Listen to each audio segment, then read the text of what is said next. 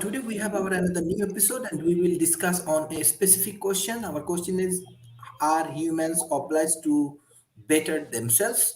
We have our world famous speaker, Professor David Smith, Professor Dr. Talib Raphael, and Professor Donald. And long time, you know that they are contributing for World Talent Economy Forum, especially for uplifting the emerging economy. World Talent Economy Forum in real world. Beside this dialogue, we are taking different projects and we are solving different complex problems of developing nations. So our dialogues can help us to uplift our nations and take more real actions. So first, I would like to give chance Professor David Smith. Well, thank you so much. Um, one one of the interesting things about this question today is that it's a question with no right answers and no wrong answers. So if you begin to look at, are humans obligated to better themselves, it almost becomes a philosophical question, because people often have multiple motives for engaging in any one behavior or another. You know, they can be uh, very driven by where a person is inspired by outside forces, other people, rewards. They can be intrinsic, where inspiration comes from within, where I will have a desire to improve myself at difference. They can be places to be where I want to do something in the future. And yeah, one of the places, though, is we need to go back and understand how to do this. And I've spoken on earlier broadcasts with you, Sharif, about the Maslow's hierarchy of needs. And uh, Abraham Maslow, back in 1943, put this framework together. But what he said is that humans are inherently motivated to better themselves and move towards expressing their full potential, which he called self-actualization, by progressively encountering and satisfying several levels of needs, from the most fundamental, such as for food and safety, to high order needs for love, belonging, and self esteem, which then led to self actualizations. And Maslow eventually, though, took and extended his hierarchy of needs to include a need for self transcendentation, where people reach the pinnacle of growth and find the highest meanings in life by attending things that are beyond oneself, and that can begin to be used outside of it. And this motivation is a drive that comes purely within, but it has to push itself and go and do other things for the future. And how do we do that? How do you put the places there? Um, for example, if I look at myself as I did about 6, 7 months ago and said, David, you need to lose weight, which is really common after the holidays this time of the year anyways. But I went ahead and decided to set the goal. And I went and I lost 30 pounds of weight in the last 4 or 5 months. So I was bettering myself that way. You have people who better themselves saying, I'm going to change the way I eat. I am going to not drink as much alcohol. I am going to focus more on getting things done. And just so many different ways. I have friends who say, I'm going to go and run 5 miles every day. I would die doing that. But those are the type of things that you see happening here. But as a basis premise to start with your topic on this, Reef, I think humans have a obligation to themselves to try to make themselves better. Not necessarily for society and other things, but at least the obligations to themselves to better themselves, and to your family to better yourself. So I think that's my starting point for today, Sharif. It's good. Uh, Sharif looks Dr. Sharif, frozen. Dr. Sharif. Sharif. Uh, Yes, Dr. Dr. Talib. Talib, why don't you go ahead and go next, Dr. Talib? Okay, thank you. Thank you. When I read this title first, I didn't understand what bettering themselves mean. What's the bettering themselves? But now Mr. David Smith has given us a definition of that, which is to actually impose your will on yourself to better yourself. But that's not all what bettering yourself means, David. I think bettering yourself is something very relative to many people. Well, are you better now? Are human beings better now than they were 10 years ago, 20 years ago? I'm not sure about that. But the fact is that they are better in terms of knowing things more. That's right. And when you know more, you can lose weight, you could become more affectionate, you could keep your family together, as you said, David. So what I'm saying here is that bettering yourself needs definition. First, we have to agree on what bettering yourself means. Because human beings are becoming better and better in acknowledging the current technological advancements. That's right. But they are not better in other things. They're not better human beings, for example. They're not. So what is essential now is that human beings become more and more receptive to changes and more adaptable to changes, because change is the norm of the day. So what I want to say here is I think change is a key issue here, David. And I think what David said is very, very true. Losing weight and determining certain willpower on yourself. That is something that human beings can do nowadays with the aid of technological assistance. That's what I want to say for the time being. Okay, thank you. Thank you, Professor Donald. I really like what Dr. Talib just said is really sparked something in me, the difference between will and bettering yourself. I think that we need to it's a matter of perspective. I mean, better according to whom? That's always the question. I mean, is it are you you can run 5 miles and lose weight and do this and that and the other thing, but still be an awful person. And so your relationships, building better relationships with other people, is something that I've certainly learned to be better at as I've gotten older. And in a way, it's something that I can't really do. I can't do by myself. It's something that in order to really do it, I have to interact with other people, and the relationships that I have with other people, and listen and be aware and be empathetic and try and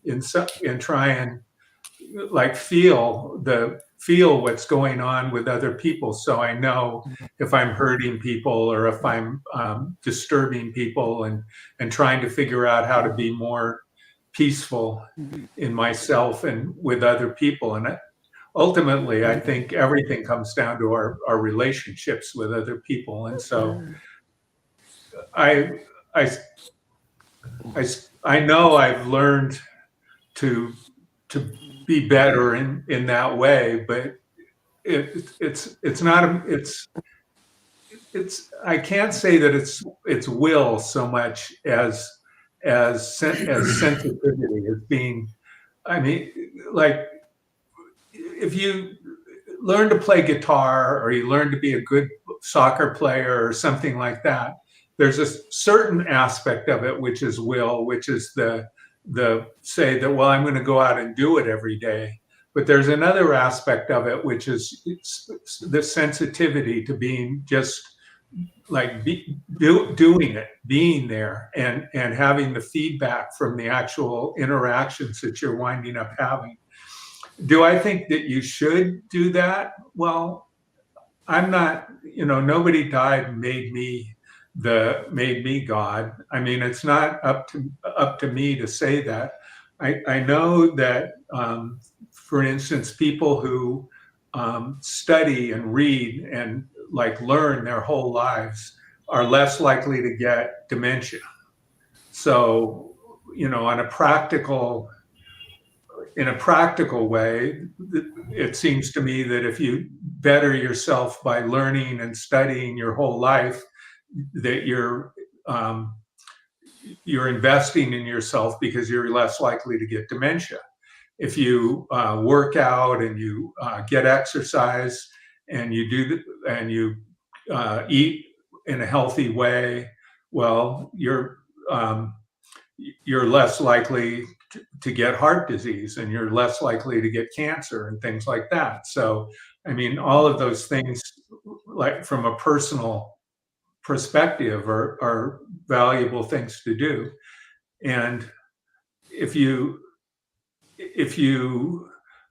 learn to listen to other people and learn to be open to what other people have to say, and learn to be less judgmental, and learn to be able to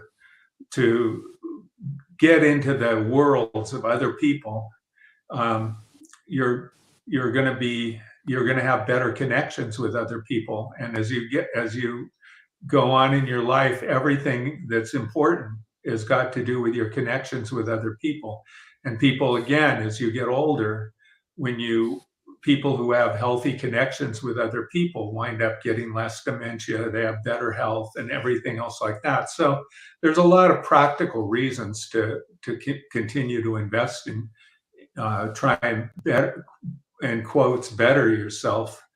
But again,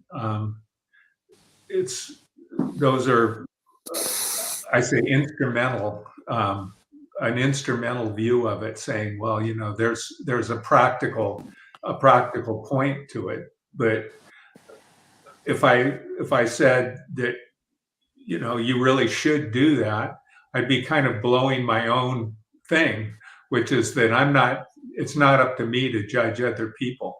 And so I can't really make a stance on saying whether it's something you should do or not. So that's what I have to say. Yeah. Thank you, Professor David Smith. I love the comments from both Dr. Fleeb and Donald, and it kind of brings me back into some of the other thoughts on it that I really think are interesting. Today I've been in a mode with music. I was buying some concert tickets earlier today, and the whole self-help industry we've seen develop worldwide, the number of coaches and things like that, directly goes into this topic too. Are humans obligated to better themselves? And I think this new industry really has pushed this forward in a lot of ways. I was talking to one at an event earlier this week, and they actually went back and told me about a comment that Miley Cyrus has on her songs, is that you can't live a positive life with a negative mind. And you begin to see that. And, I doubt many people have ridden on a wrecking ball like she has, but that's kind of a way you look at how you're obligated to change yourself. The other thing is, I was listening to some music earlier because I just bought tickets to go to Janet Jackson concert tour coming up, and it reminds me of one of her brother's Where is that, songs. David? Where is that, David? Oh, the one I'm going to is here in Austin. Okay. But there's a worldwide tour she's doing, and it's here. It's a little ways away. It's in June, but I went ahead and bought the tickets today. But anyways, if you go and look at Michael Jackson, there's a song he used to sing that is in the Man in the Mirror. And some of the lyrics out of that were, I'm starting with the man in the mirror. I'm asking him to change his way. No message could have been any clearer. If you want to make the world a better place, take a look at yourself and make a change. And, to me, the chorus in that really fits with what we're talking about today, because the song focuses on the efforts of an individual to improve himself and change the world. And, even the first line that says, I'm starting with the man in the mirror, indicates that, the imperfections that we have and how one could observe themselves, and then how they can go and change and work together. And you see that going. So you see some people who go back and say we're not obligated to change ourselves, but then you see others around and how you're going to do. And the obligation is really based on whether you believe you have a self duty, a moral duty, a society duty to do some of this. But I can tell you, my view is, you often hear in my answers to this, Sharif, with other topics, I'm a believer in lifelong learning. Lifelong learning is so necessary for today's world. That is an obligation to better yourself if you commit to lifelong learning. And to be successful in today's environment, you have to be a lifelong learner. You've heard me, Sharif. I am committed to the concept of group intelligence. If Donald and I just share our information back and forth, we learn linear. The more we can pull group intelligence together, we learn to the logarithmically. Group intelligence is a way where you're obligated to better yourself, because you're sharing your intelligence with a larger group and you learn more going back and forth. The growth of global innovation, and with innovation, taking it out to science, taking it out to entrepreneurship. Those that are driven to excel in science, those that are driven to excel in business and create new business, those that are driven to innovate, they're obligated to better themselves, because those are the principles that you have when you're doing that. So if I look at the achievers and the places where we're advancing humanity, those are humans obligated to better themselves, and by extension, humanity. And I believe this is how this century is going to be defined. This century is going to be defined by our adoption of lifelong learning, by our adoption of group intelligence, our adoption that everything today is systems, because the systems are working with each other's system and the other systems to constantly improve themselves. We're going to be dominated by that, and it's going to really change our view as we begin to take healthcare and regenerative healthcare, and we extend our life cycles. If I was back when my average age expectancy was in my 40s a couple of centuries ago, you're at a point. But today, the people born today are expected to live until around 150 years old. Well, I have to better myself going through that time if I'm going to live to 150 years old. Now, how many different cycles are we going to go through? How many different elements are we going to do? So, to me, it's a great question to ask, and I think the topics that and the solutions that are many of your programs, Sharif, fit directly into the answer to this question and what we can do with it coming out of it. So I hope this answer kind of helps clarify a little bit more. And Dr. Talif, Donald, thank you so much for pushing your points on this. That got me to think even a little bit deeper. Thank you, Steve.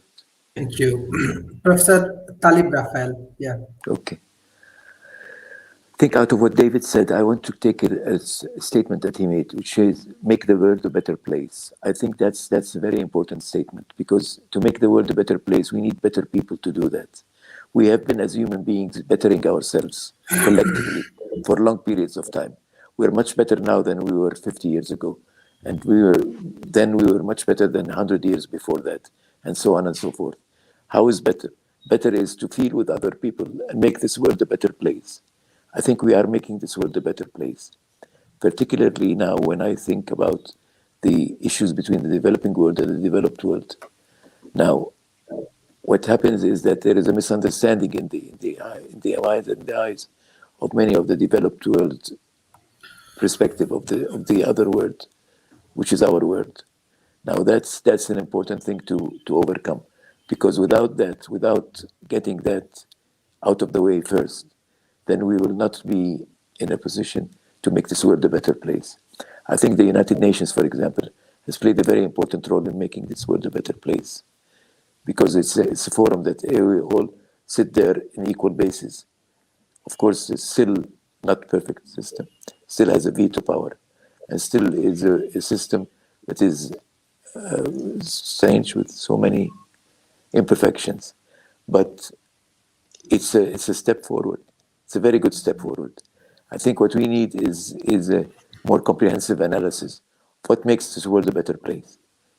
And I think it has to start from the developed world. It has to start from there, because there is a great misunderstanding, and there is a great condescending attitude from the developed world towards the developing world, unfortunately, which makes this world not a better place. I think that's how we better human beings. We are better as human beings if we are more human. And we can't be more human if we don't see others as equal to us, and other nations as equal to us as well. Thank you so much. That's what I wanted to say. Thank you, Professor Donald. Yeah. Well, going after what Dr. Philippe said, I heard a talk a couple of years ago by a group at Stanford who has a goal of having every Stanford student spend a year um, working somewhere where they need their help. And they're getting more and more of them to do it. So it's either a gap year before they start, in the middle, or after, where they go and they're going and doing things like building water systems in Guatemala, working in South Chicago, doing schools, various kinds of things, where they go to places in the world where people really need their help, and spending a year helping them. And you have a view of Stanford students as, ultra privileged people who are going to go out and, there's some truth to it, that are computer science business majors whose whole goal in the world is to go out and, make a killing and start a company and get rich and blah, blah, blah. And, and Stanford was actually concerned about it, because if you read the charter of Stanford, interestingly enough, it's about helping the world. That's what it's written. It sounds like almost exactly like the charter of the Rotary Club, and so they were very concerned that they were getting to be more like a technical school for people that were out trying to get rich. So they asked themselves, what could they do about it? And the thing that and this was something that they decided. And of course, as you can well guess, anybody who does that is permanently changed in a very good way. And so bettering yourself sometimes isn't a matter of just eating better and learning more things. It's got to do a little bit more with what Dr. Talib was talking about, and what I was saying before, it's about openness. And in a practical sense, they do tests of measures of innovation and creativity, And they found that somebody who's gone and lived in another country for a while, doesn't have to be that long, scores literally twice as high on tests of innovation and creativity as somebody who hasn't. So if you want to make yourself a better person, one of the greatest things that you can do in your life is to go and live somewhere else completely different and be around people that are completely different than you. And I think that what Dr. Talib was saying about the United Nations and trying to get understanding of other people and working together, that's a key. Back to the thing, are we obliged to do it? Well, obliged to who? To whom? I mean, who are we obliged to? I mean, we don't really have. We're not an autocracy. There's nobody around that's our parent that says, well, you have to do this, or if you don't do it, you're going to have to go and stand in the corner for 3 hours or something like that. There's no obligation like that, and there's nothing that forces us to do it, but my own personal thing is I don't really like to be around people who have a very narrow view of things, like people who haven't gone and met other kinds of people, and you have to imagine everybody that you haven't met. I mean, if you've never been to Syria, you have to completely imagine what Syrians are like. What Syria is like. If you've never been to Africa, you have to completely imagine what Africa is like. But if you go to those places, then you have it changes how you think of those places. And it's true even with the next city and the next town and everywhere in the world that you've never been, you're just imagining. And sometimes people have had so little experience being other places that they imagine things in just by the way that they're told that they are. And sometimes they're told ways that they are in ways that are mean and negative. And they have mean and negative views of people that are really kind and super intelligent and wonderful. And so I think in a sense, we're obliged to do it because we're utterly dependent on each other. And without, we think in language, and language wouldn't exist. You can't have language by yourself. So we can't possibly, there's nothing that we have that we don't get from other people. And so even though there's no power, no authority that obliges us to do things, for our own survival and our own well-being and every other kind of thing, we're obliged to help the people around us and make the world that we live in, which is other people, better. And the way that and the only thing that we can really have any influence over is our own, what we do ourselves. And so in that sense, I really would say that we are obliged to. And the way that we can do it, the most important way that we can do it is by being open and trying to get involved in the worlds of other people and trying to understand them and help them and connect with them. Thank you, Donald. Thank you. Mm-hmm. Dr. Talib, can you hear me, Dr. Yes. Talib? Yes, I can hear you. Yes. Okay. When we discuss about are human obliged to be better themselves, do you think religion play a major role or how does it Religion work? had played a role. It had played a role in the past. I don't think it plays a role now because religions is dividing more people than it's uniting them, unfortunately. But that's not because of anything wrong in religion. The essence of religion is something we need, definitely, which is basically to make this world a better place. That's what all religions want to achieve. And that's what Professor David Smith and Donald has talked about. Make this world a better place. That's what we should raise up on high when we talk about human beings. And I think the world has become better, is becoming better by nature, anyhow. But we need to push that further. And the way to do that is by visiting other people and interacting between people, as Professor Donald said. I was going to talk a little bit more about that in our next session, next Monday, about the value of travel and tourism in peace and understanding between people and nations.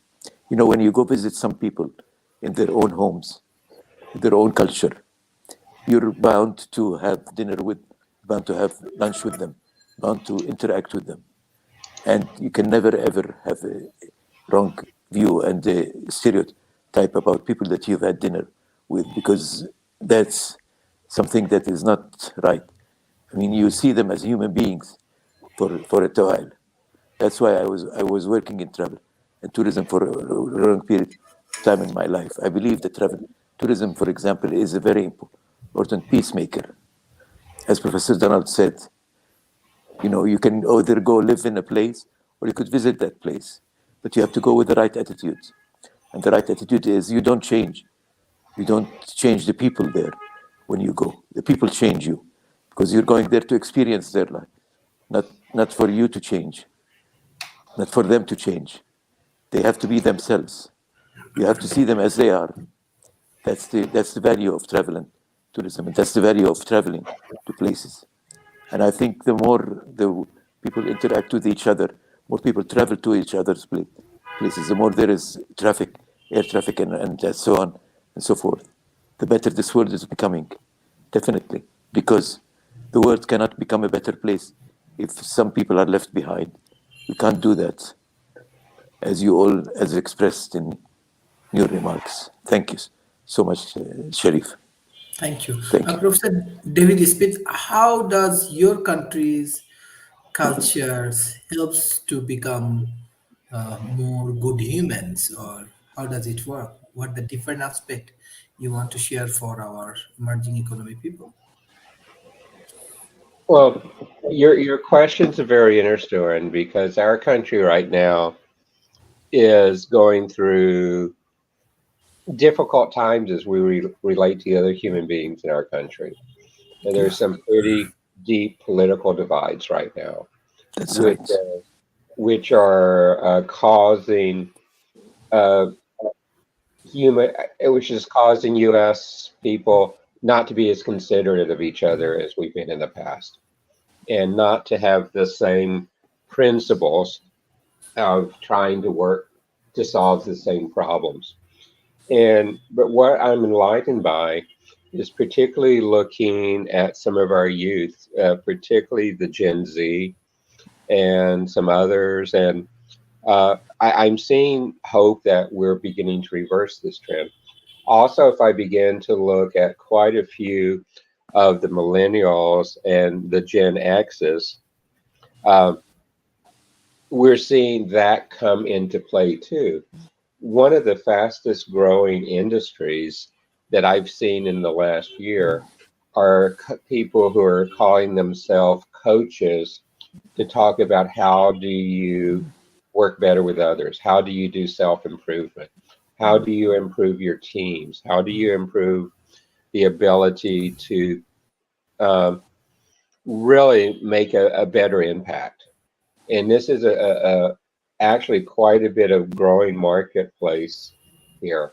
And looking at some of the internet statistics of looking at people who are self-identifying with that area, it's a fairly steep curve. My guess is it's probably growing about 20% year over year now, which is a pretty rapid growth period for people who are, by the most part, sole proprietors. Um, so I see that happening. What I personally believe we need to do is we need to separate out what do we as individuals want, what do we as society want, what do we as political parties want, what do we as people trying to work in a global economy want. Um, there was a Brookings tweet that I read over the weekend that looked at the images of the United States from 50 different countries around the world. And one of the common threads is that the United States has, over years, been a country that has not only worked to better itself, but help better the rest of the world. But in the last 20 years, that image has been tarnished and has been damaged quite a bit. It's my hope that we can begin to shift the tides here to go back to a place where we're seen as a country that has the ability to unite internally, and after uniting internally, use the competencies and capabilities that we have as a nation to go and do good for the rest of the world too, and take some of the politics out of it. Because so much that we can do in the world should be political free, but we tend to overly politicize so much today. And human nature, I believe, is basically good, in that we need to rely more on our human nature to do well as we look at the future. So that's my belief, Sharif. Thank you. Professor Thank you, Donald. Professor. Well, I think what David said just now is fascinating. I think that in the United States, it's going through fairly large demographic changes. I think that I agree with him. I really, really like the younger generations, and I think it might be possibly that that because of the internet, and they've been in contact with lot more different people. So, for an instance, because of religious prohibitions and other kinds of things, people who were gay or LGBTQI plus people were they'd hide it, so you never really would know. But now it's gotten acceptable, so people talk about it. But older people still have these religious prohibitions about it, so that they're very uncomfortable with it. And our nation has a very sordid past in because of slavery. A lot of the country was actually built on slavery. And that wasn't that long ago. I mean, I had a friend, she passed away not that long ago at 101, and her grandfather used to tell her stories of the Civil War. So I mean, this is in, memory times. And when I was a kid, I went to the South, and they had separate drinking fountains for what they called colored people, so black people, and separate bathrooms, and they were segregated. They had to go to their own, there were different schools and things like that. So we have that past, and because the integration was forced, there's still a lot of people who are very angry about that. They feel that there should be racial separation and things like that. So but for the younger people, that doesn't make any sense. And so what we're seeing is like a kind of a shift of where I live, like white in San Francisco Bay Area, whites like me are about a third of the people. And so everywhere I go, people are every race, and I so much prefer that. There's better food. There's, people are more interesting. I can learn from people. There's all kinds of ideas. It's just so much better. And I think that, we're changing so that, the white Protestant Christian people are starting to become less of a, less dominant, and they're upset about that. And so we've got, kind of a disturbance while that change takes place in the United States. And I think that's what David's talking about. And I don't know if politics is exactly the right word for it, but that's, those kinds of things are going to happen in the world. But I agree with Dr. Talib. I think it's getting better. I think the ultimate result of it is that, we're going to be more connected. And I loved what Dr. Talib said about him doing tourism, because it makes, it connects people better. I just love that idea, because I've been in, I think 23 countries. And when I go, some people like to go around and look at all the monuments and stuff like that, and that's what they like to do. I like to go to pubs and things like that and just meet people and just sit down and talk to people and find out what their lives are like and what they do, and what they think is fun and what's enjoyable, and how everything about it. That's what I love to do. And I make friends. I went to Istanbul, and I met people who would show me around the city. And I met this guy. He took me over to show me his shop on the Asia side of Istanbul and introduced me to his family. And it's just great. And everywhere I go, people are so kind. And I don't feel really I'm a tourist exactly. Like, I feel like I go and become part of these places. And I always try and learn as much of their language as I can. And it makes I don't know.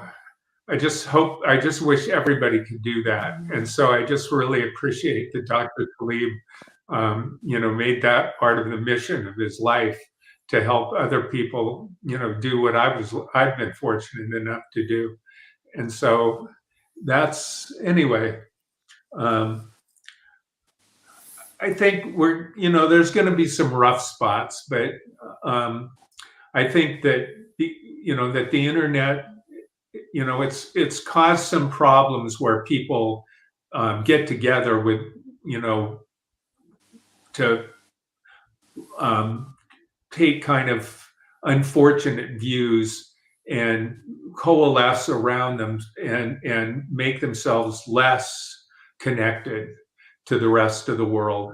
But I think overall it's been good, because people are encountering people like on Monday mornings, I get together with a group, and they're in Kenya, they're all over Africa, all over the United States, and we get together on a Zoom call. And then a little later, I'm connected with you guys. You're in Jordan. Sometimes we're in all over the world. During the course of the week, I'm connected to people everywhere in the world. And, I'm so lucky to be able to do that. And I think young people and, people all over the world are doing that now. And so I think we get to be better people that way. And I agree with what Dr. Talib said 100%, is that it's not a matter of me changing you into being like me. It's me learning what you're like, and in a sense, becoming better is me growing so that I can be more. I can be other people be part of other worlds instead of just being part of my world too. And I think that you know I feel that we have an obligation to do that personally. But as I said, nobody died and made me king of the world. So what can I say?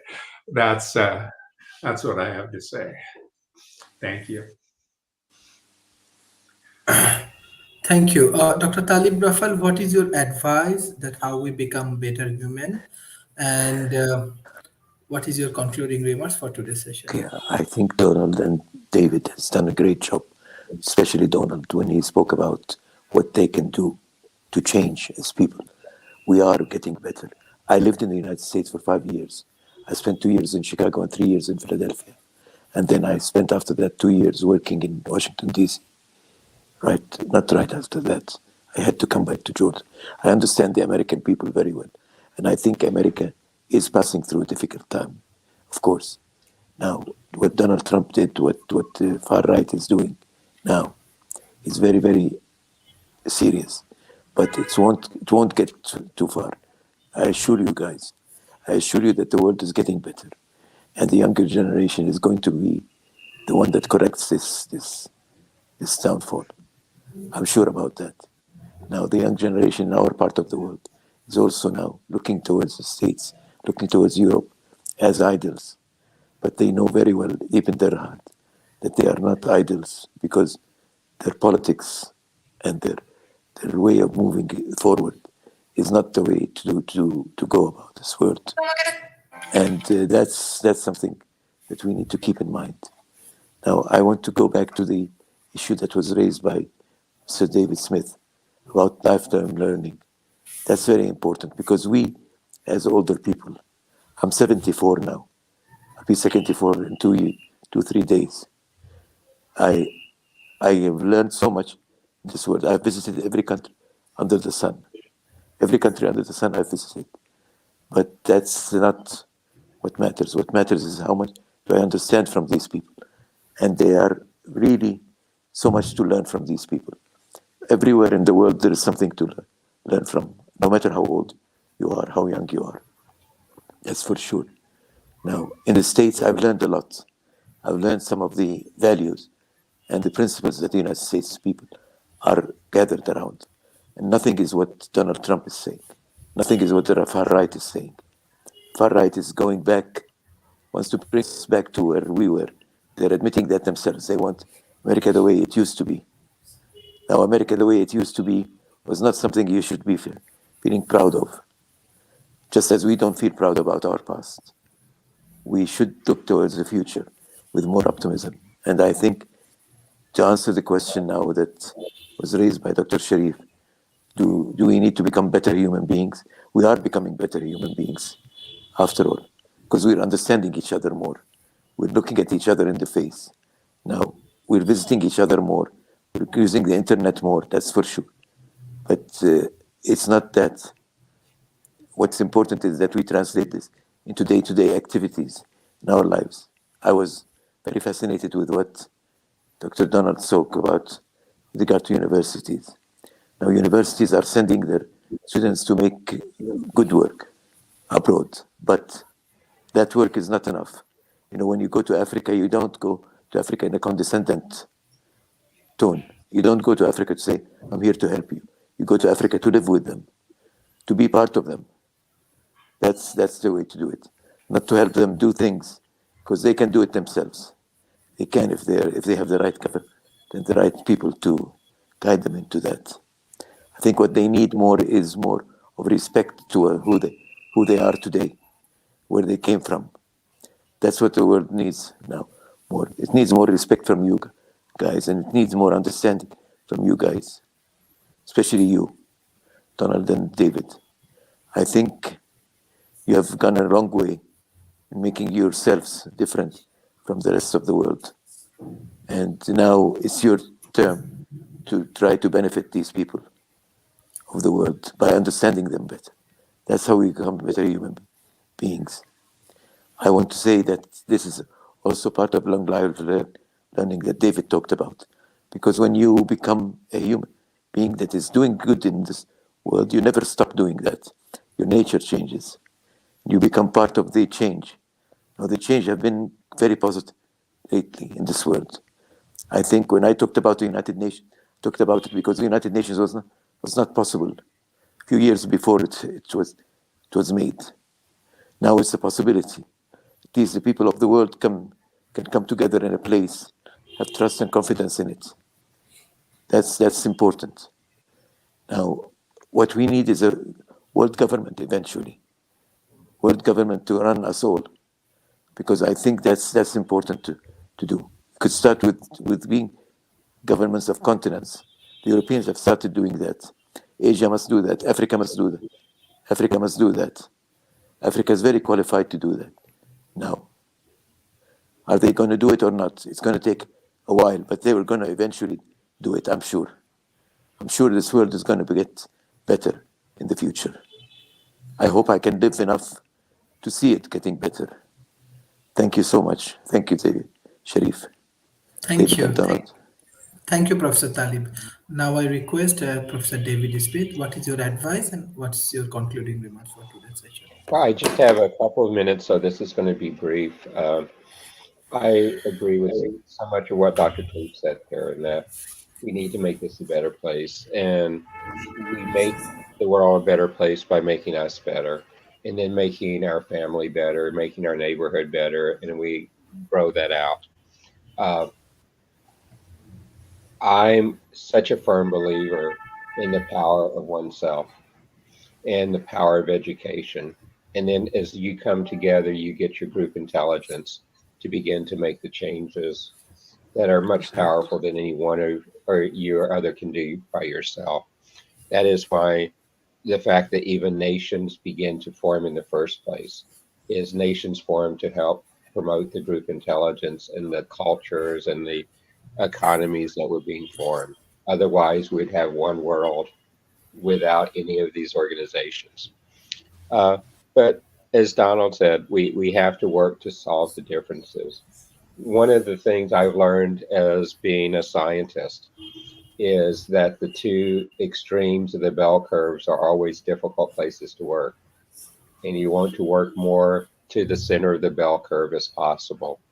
And in some ways, that's what we as humans want to do. We want to understand where our boundaries are, where our extremes are, but where we get the greatest growth and the greatest possibilities is we work together in the middle of those bell curves. And that's where you're seeing a lot of the progress being made.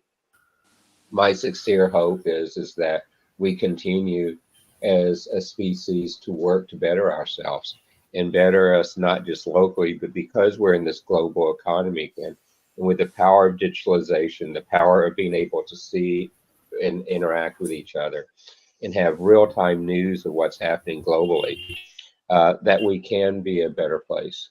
But Dr. Talib, I appreciate so much.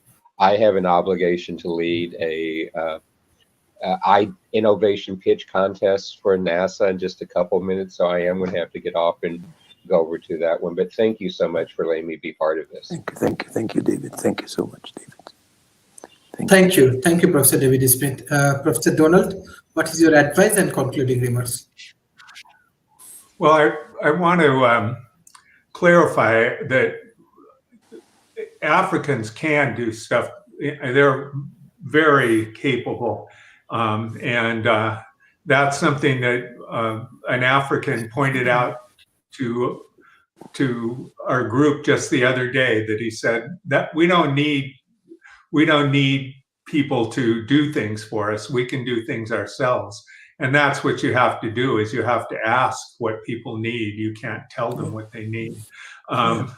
That just what I've been saying all along, which is that you have to ask, you have to talk to people, you have to find out where they're coming from. You can't, that's what I keep saying. Nobody died and made me king. You have to ask, and one of the things that's exciting about Africa is right now they've been starting trying to do a free trade zone. One of the difficulties in Africa is it's difficult for basically, if one country wants to exchange with another country, the way that the currencies work is that they to exchange the currencies, the settlement often has to go to London or New York to exchange the currencies, and they're making a African settlement bank, and they're doing other kinds of things to make the currency exchange easier. And I actually have a friend in Nairobi who's developed a system that helps so that people in America can buy stuff directly from Africa, and American money is converted to M-Pesa, which is that's very helpful because there's a lot of difficulties and things like that, and that's exciting. That'll be really helpful. So those are kinds of things that are helpful. And anyway, but personally, I think I got a certificate in positive psychology, and I think that we can all learn to look. Positive psychology isn't like woo-woo. The idea that everything will turn out wonderfully just by imagining it'll turn out wonderfully, but it's a matter of learning to look at the kinds of things that'll work rather than the kinds of things that don't work. Trying to look at things that are going well and not dwelling on the things that are going wrong. And the kind of idea is that if we try and plan by looking at everything that can go wrong and then doing what's left over, it's not a very effective way of working in the world. And so what we really want to do instead is try and figure out what we can do that's useful and valuable, and try and achieve those things. And that's something that we can think about at every level, in ourselves, in our community, in our country, in our world. And I think that and that's something that we can share and teach others. And so it's something I try and do, and simple. So that's something I hope we all learn to do. Thank you. That was very good. Dr. Sharif.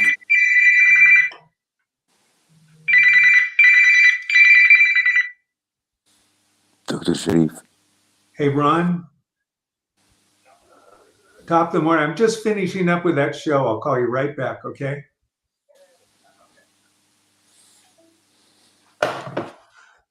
Good. We lost Ron's Sharif. On the show sometimes, so he knows exactly what I'm doing. Yeah. Well, it looks like we lost our moderator. It's always so nice to see you. It's always good to see you, Donald. Always good to see you. I enjoyed this episode very much because it's something I can talk about. Yeah. That was really, really fun. So I guess we'll have to tell the audience, gosh, we hope we see you again. And it's always so nice to see you. And yeah, definitely. Definitely. Sharif is doing a great job. Thank you. I guess we'll just have to sign off. We lost Sharif. Okay, so we can say goodbye to each other. Okay. Yes. Goodbye. Okay, there's Sharif is there. Oh, he's coming back, I hope. Yeah, okay, good. Hi, Sharif. Yeah, thank you. Thank you. This is really a good discussion, especially for improving ourselves. Next week, we have very, very important dialogue. We will do dialogue on global tourism and peace. Beside that, we have more interesting discussions and dialogue on ChatGPT and other new technology. So hopefully all of our speakers and audience will join in this dialogue. Thank you, Dr. Talib and Mr. Donald, for your continuous support for World Talent Economy Forum. Thank you. Bye-bye. Thank you, Sharif. Thank you for bringing us together, Sharif. I got to know some of the good people in the Bye, United Shiver. States. Thank you. Thank Thank you. you, thank you, thank you, Thank Sharif. you. Bye-bye. Thank you. Bye-bye. Bye, bye. Bye. Sharif, what do we have tomorrow? Do you have anything tomorrow? No. Monday. Nothing. Monday. Okay. Yes. So I'll Yes. send you that before Monday. I'll send you Thank you. all the items, the titles and the perspectives of them. Thank you. Okay. Thank you, Professor. Okay. Thank you. See you. Bye. Bye. Bye. Bye.